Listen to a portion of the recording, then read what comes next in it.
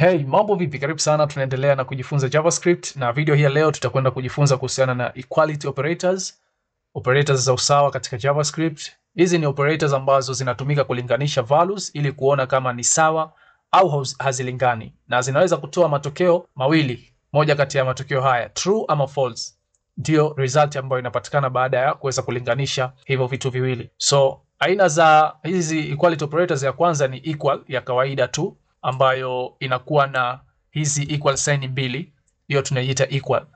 Na tuliweza kujifunza hii katika video huko nyuma.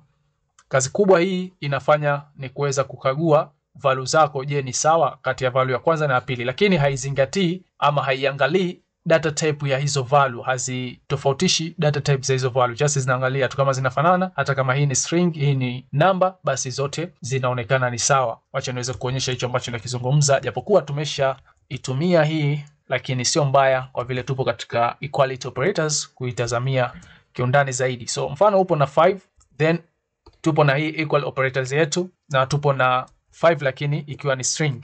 Angalia output ambayo tumeipata kutokana na hiki. Tumeweza kupata jibu la true kwa sababu imecheki 5 ni sawasawa na 5. Hata kama data type ni tofauti, hii ni number, hii ni string, lakini tayari zinaonekana ni sawa na tumepata jibu la true. Na hii sio nzuri na inashauriwa kuweza kuepuka sana kuitumia hii equal kwa sababu ya automatic type conversion. Unaweza kupata matokeo usiyoyategemea kama hivi ambavyo sisi hapa tumepata. Inakuwaje string iwe sawa na number? Kwa unaona hapo kuna tofauti, lakini kwa vile zinafanana haikuweza kuzingatia data type zao. Na hapa ndio inakuja aina nyingine sasa ya equal operators ambayo ni strict equal, ambayo inakuwa na equal sign tatu hizi.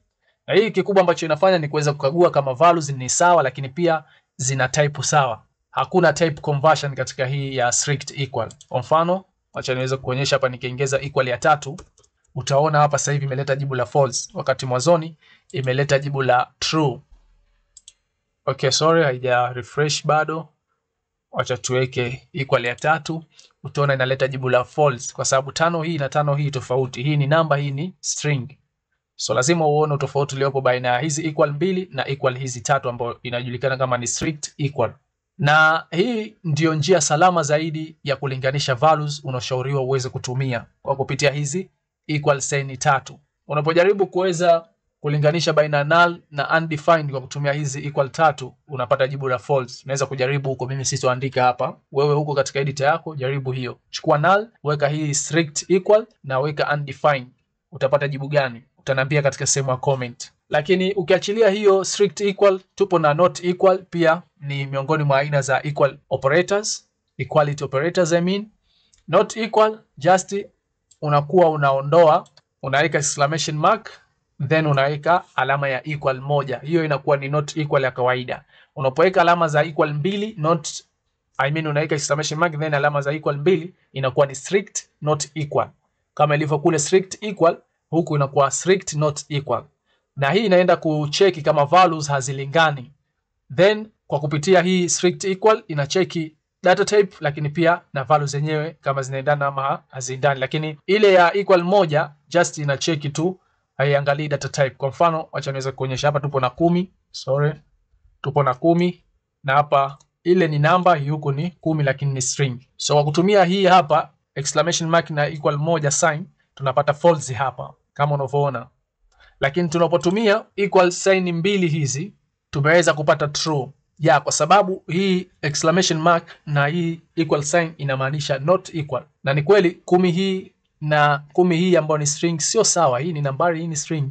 Lakini unapotumia equal moja unakuta inaleta jibu la false, ikimaanisha kuwa hizi eti ni sawa wakati sio kweli. Inasema kuwa 10 sio sawa na 10 hii. Yeye anakataa, anasema false, hizi ni sawa. Lakini ukitumia hii equal sign mbili inakwambia kwa ni true, kweli hizo sio sawa. Kwa kuna tofauti mkubwa baina kutumia equal mbili katika hii not equal na kutumia equal moja baada ya exclamation mark. Lakini pia kuna tofauti kule juu katika kuweka zile equal na strict equal, equal mbili na equal 3, katika kuangalia sasa baina hivyo vitu vyako kama kweli vinafanana ama la.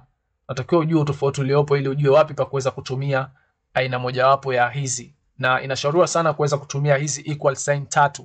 Hii uweze kutumia equal mbili, lakini ukitumia ile ya strict equal usitumie hizi 3 instead ya kutumia mbili. Nashauriwa sana kuweza kufanya hivyo.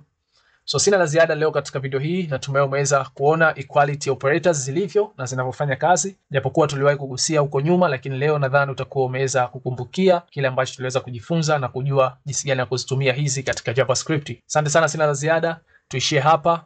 Kama una swali lolote na maoni yoyote, unaweza kuniuliza katika sehemu ya comment hapo, tukaweza kusaidiana katika kile ambacho hujakielewa vizuri. Hakikisha hauondoki bila ya kulike video hii kama unapenda kile ambacho na share hapa katika channel yangu ya YouTube, kile ambacho tumeendelea kujifunza. So tuishie hapa na operators, natumai tumezikamilisha katika JavaScript. Kama kuna yoyote ile ambayo tumeiacha, unaweza kunikumbusha tukaja kuipitia, lakini natumai hadi kufikia hapa kwa operators zote tulizojifunza inatosha. Basi kwa upande huu wa operators ambazo tutakwenda kuzitumia kwenye JavaScript, na jiandae kuja kuendelea na kipengele kingine video inayofuata. Asante sana.